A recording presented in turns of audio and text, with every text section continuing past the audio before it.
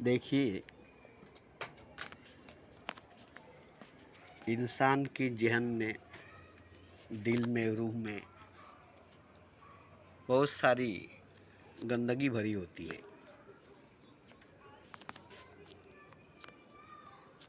चिंताएं, भावनाएं, तरह तरह की विचारें जो तकलीफ़ देती है, मुसीबत पैदा करती है, जिसके कारण ज़िंदगी में मुसीबतें आती रहती है। और सबसे बड़ी बात खुद इंसान का दिल है। खुद इंसान का दिल है। तेरा बैरी तेरा मन, तेरा दुश्मन तेरा मन है। तेरा दिल ही तेरा दुश्मन है। उसकी चाहत मुसीबत है, दुख है, दर्द है, तकलीफ़ है, बेचैनी है, परेशानी है, भागना दौड़ना, ये उसकी खुराक, ये उसकी ग़िज़ा है। आप उसे जितना भी देंगे उतना ही उसकी भूख बढ़ेगी, पेट भरेगी, उतना ही चाहेगा। उसकी कभी पेट नहीं भरेगी, उसकी पेट बढ़ेगी, उसकी भूख नहीं मरेगी, उसकी भूख बढ़ेगी। आप परेशान हो जाएंगे, आप परेशान हो जाएंगे। मन का माया जाल है, अपने माया जाल में आपको उलझाएगा, फंसाएगा और आप उसी में उलझे फंसे रह जाएंगे।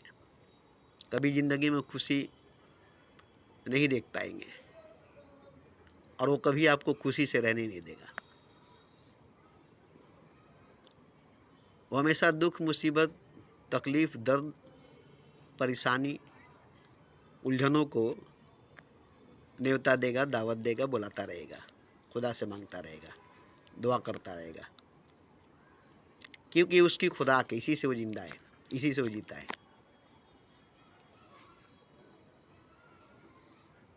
इससे उसको ताकत मिलती है, बल मिलता है, पावर मिलती है, शक्ति मिलता है। आपको ज़्यादातर ऐसे ही रास्ते पर ले जाएगा जहाँ दुख, दर्द, तकलीफ़ें ज़्यादा हो, जहाँ मुसीबत, बेचैनी, परेशानियाँ ज़्यादा हो, जहाँ ख़तरे ज़्यादा हो, चैलेंज ज़्यादा हो।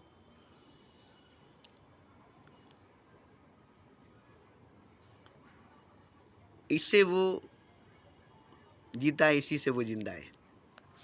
अगर ये सब नहीं मिले तो आपका दिल मर जाएगा, आपका मन मर जाएगा। और आपका मन मर जाएगा, आपका दिल मर जाएगा तो आप जी नहीं पाएंगे, आप जी नहीं पाएंगे। क्योंकि मन के मर जाने के बाद, दिल के मर जाने के बाद आप एक लाश की तरह, एक शव की तरह जिएंगे। क्योंकि दिल नहीं रही, मन नहीं रहा, दिल ही नहीं रही, मन ही नहीं रहा। दिल गया तो क्या रहा, दिल के साथ है जहाँ।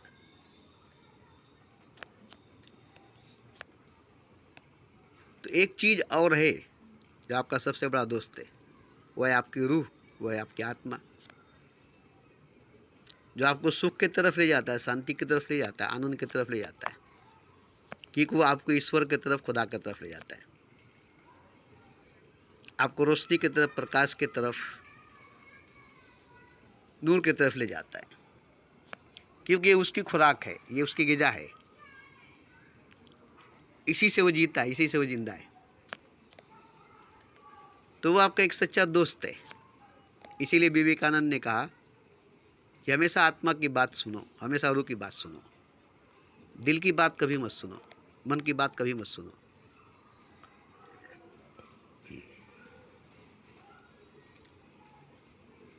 तुम्हारा सच्चा गुरु, तुम्हारा सदगुरु, तुम्हारी आत्मा, तुम्हारी रूह है। तुम उसी की बात सुनो। वो तुम्हें दुख से, दर्द से, तकलीफ से, बेचैनी, परेशानी से, अंधेरे से, अंधकार से, अज्ञान से, माया जाल से निकाल कर ईश्वर की तरफ ले जाएगा, खुदा की तरफ ले जाएगा। क्योंकि उसका कनेक्शन खुदा से है, रिश्ता खुदा से है, संबंध खुदा से है, माया से नहीं है, सत्य से है, संसार से नहीं है, संसार को बनाने वाला से है। वो रोज खुदा से मिलने जाता है, रोज खुदा से मिलने जाता है, रोज खुदा से मिलने जाता है, और वहाँ से कुछ न कुछ लेकर आता है, डेली बाई डेली, रोज बाई रोज। जब आप गहरी नींद में सो जाते हैं तो आपकी रूह, आपकी आत्मा निकल कर खुदा से मिलने के लिए चला जाता है, और खुदा से मांग कर लाता है, खुदा से लेकर आता है। उसके पास खुदा की दी हुई खुशी, खुदा की दी हुई आनंद, खुदा की दी हुई मस्ती, खुदा की दी हुई खुदाई हर नेमत है, और वो सब सच है, वो सब सच है।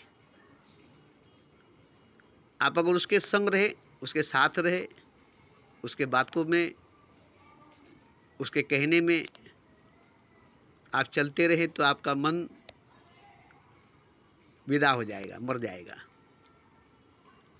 क्योंकि मन को ग़िज़ा नहीं मिलेगी, दिल को खुराक नहीं मिलेगा, और मन भूखे मर जाएगा, दिल भूखे मर जाएगा।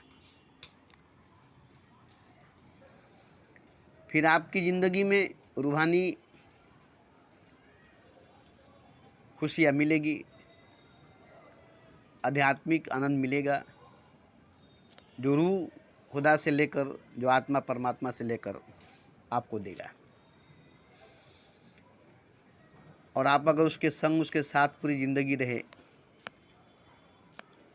तो जाएगा खुदा के पास, आपको भी खुदा के पास ले जाएगा। वो तो जाएगा परमात्मा के पास, आपको भी परमात्मा के पास ले जाएगा। लेकिन मन के साथ रहेंगे, दिल के साथ रहेंगे, तो कभी परमात्मा के पास नहीं जाएगा, खुदा के पास नहीं जाएगा। वो बार बार संसार में आएगा, बार बार संसार में आएगा, बार बार गर्भ में आएगा, बार बार जन्म लेगा। क्योंकि उसकी ग़िज़ा, उसकी खुराक, उसका सब कुछ संसार में है। उसका पूरा परिवार, उसका पूरा ख़ानदान, पूरा रिश्तेदार, आदम से लेकर के अभी तक देवी देवताएं, सब इसी संसार में है,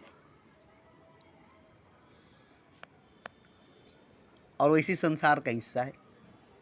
इसलिए वो इसी संसार में रहेगा, मरेगा फिर पैदा होगा, मरेगा फिर पैदा होगा। लेकिन रूह जो है, आत्मा जो है, ये संसार का नहीं है, वो संसार का हिस्सा नहीं है। वो खुदा के नूर का हिस्सा है, आत्मा का अंश है, परमात्मा का अंश है। इसलिए वो आत्मा के तरफ ही जाएगा, खुदा के तरफ ही जाएगा, वो संसार के तरफ नहीं आएगा, वो संसार की तरफ नहीं आएगा। क्योंकि संसार में आत्मा के लिए, रूह के लिए कुछ है नहीं। दुनिया में आत्मा के लिए, रूह के लिए कुछ है नहीं।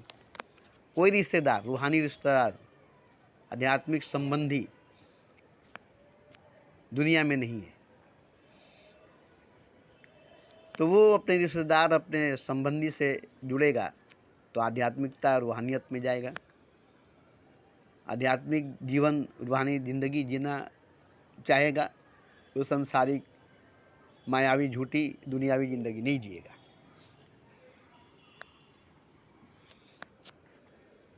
तो आप ही के भीतर आपका दोस्त, आपका दुश्मन दोनों है। मन आपका सबसे बड़ा दुश्मन है, और उसका सबसे बड़ा दोस्त आपका नफ्स, आपकी इंद्री है। और उसका सबसे बड़ा दुश्मन, दोस्त, शैतान है, इब्लीस है। ये सब नेगेटिव पावर वाले, नेगेटिव शक्ति, नेगेटिव सोच वाले हैं। और इसी के अंदर आत्मा भी है, रूह भी है, जो पॉजिटिव सोच, पॉजिटिव पावर वाला है, जो नूरानी है, जो नूर की है, जिसका संबंध, जिसका रिश्ता नूर से है, परमात्मा से, खुदा से है, और जिसका ग़िज़ा, खुराक खुदा से मिलता है, संसार से नहीं,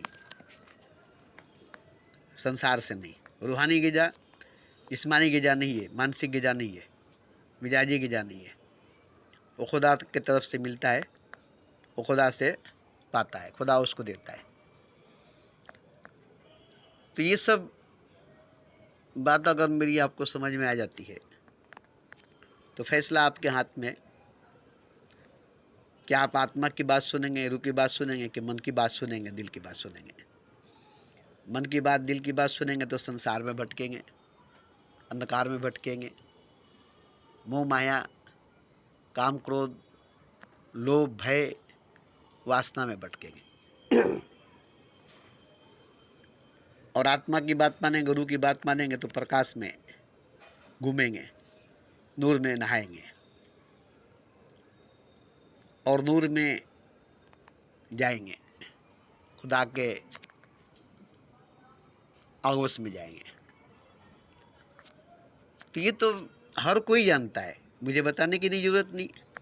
रूह और दिल के बारे में, आत्मा और मन के बारे में, कि आत्मा किसका अंश है, रूह किसका अंश है, और मन किसका अंश है, दिल किसका अंश है। ये बात सबको मालूम है, ये बात सबको मालूम है, ये मुझे बताने की जरूरत नहीं। लेकिन इसके बावजूद इंसान मन के हाथों मजबूर होता है, दिल के हाथों मजबूर होता है, क्योंकि मन शुरू से, बचपन से, दिल शुरू से बचपन से गालिब होता है, हावी होता है, बचपन से ही। इसलिए आदमी मन से नहीं बच सकता, दिल से नहीं बच सकता। तो मन से बचने के लिए, दिल से बचने के लिए एक क्रांति की जरूरत, एक इनकलाब की जरूरत, एक बगावत की जरूरत, एक लड़ाई, एक जंग की जरूरत पड़ेगी, मन के खिलाफ, दिल के खिलाफ। और ये लड़ाई, ये क्रांति, ये इनकलाब आपको ही लड़नी पड़ेगी। और तब तक लड़नी पड़ेगी जब तक आपको रूह से, आत्मा से रिश्ता कायम नहीं हो जाए, संबंध नहीं जुड़ जाए। तब तक मन आपको बांधेगा, रोकेगा, तब तक दिल आपको बांधेगा, रोकेगा, अपने बस में, अपने कब्जे में रखेगा, अपना गुलाम, अपना दास बनाकर रखेगा, आपको दौड़ाएगा घोड़े की तरह, आप पर सवार होकर आपको चाबुक मारेगा, और पूरे संसार में बार बार आपको लाएगा। जैसे घोड़ा पर सवार होकर घोड़सवार घोड़े को चाबुक मारता है और उसे दौड़ाता है, ऐसे ही मन जन्म से मृत्यु तक दौड़ाएगा, पैदाइश से मौत तक दौड़ाएगा।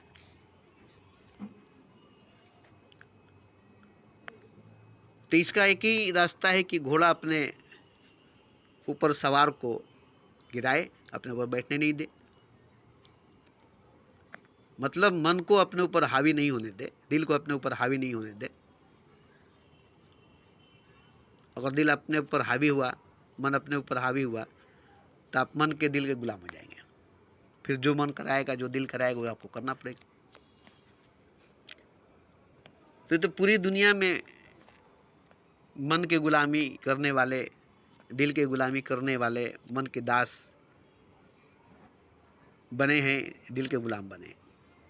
इससे आज़ादी पाना बड़ा मुश्किल है, इससे स्वतंत्रता पाना बड़ा मुश्किल है। क्योंकि इसमें देखिए, जैसे हिंदुस्तान को आज़ाद कराने के लिए क्रांति लानी पड़ी, इनकलाब लाना पड़ा, बगावत करनी पड़ी हुकूमत के खिलाफ, खून बहाना पड़ा।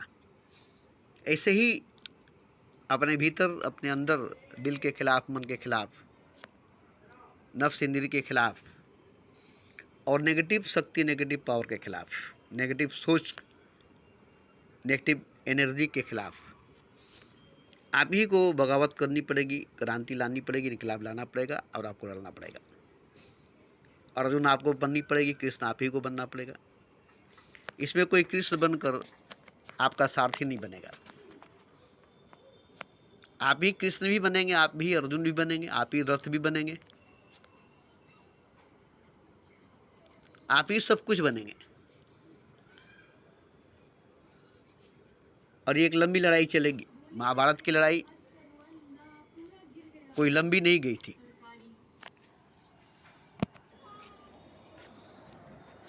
तो इस लड़ाई में कोई साथ आपको नहीं देगा।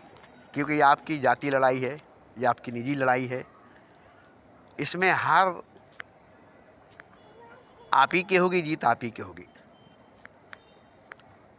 क्योंकि आप अपने विरुद्ध, अपने खिलाफ खड़ा है, किसी के विरुद्ध, किसी के खिलाफ नहीं।